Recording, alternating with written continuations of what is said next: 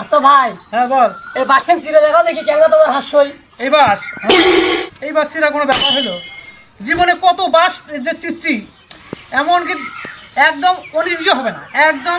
চাচা তাই নাও ফুরাল নাও দেখি তোমার কেমন আরে ভাই তুমি পুরো রেডি করে তুইছে। আচ্ছা এই বাসই তো সেরা। এই বাসই সেরা। ঠিক আছে দেখি রে, এ বাস সেরা কোনো ব্যাপার হলো?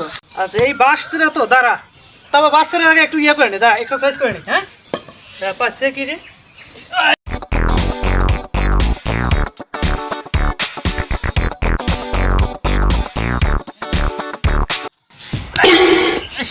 প্রথমবার এটা অনেকদিন থেকে করি না তো।